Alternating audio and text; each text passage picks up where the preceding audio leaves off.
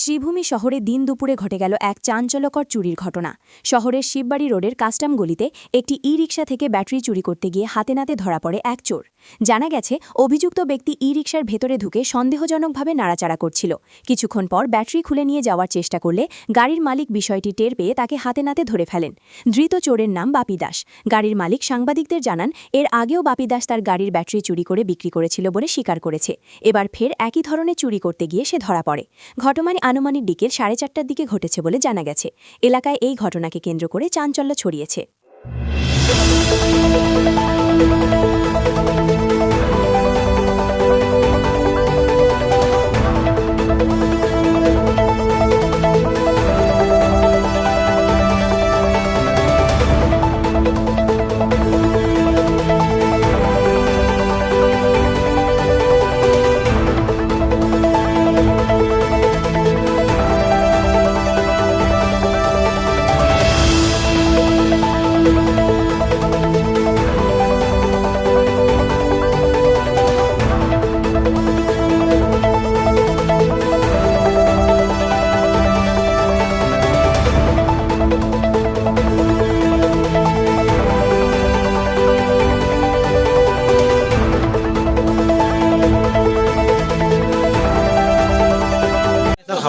খাবার থেকে গেছি বেরিয়া গেছি গাড়ির মধ্যে কে বোয়া মধ্যে গিয়ে তার খুলের ব্যাটারি সিরিয়া তার সিরিয়া ব্যাটারি ব্রেকও পড়ছে ব্রেকও পড়ে যখন কান্দলিয়া উঠছে তখন তারা আমি ধরছি ধরে আনিয়ে তারা ধরলাম একটু মারছি মারালাম তারপরে আগে ব্যাটারি হেস শুরু করছে আগে ব্যাটারি নিয়ে বেচে মধ্যে নিয়ে বেচছে 3,000 টাকা দিয়ে আমার তার মালিক আইব আই বলছে কোন জায়গায় ধরা হয়েছে এটা?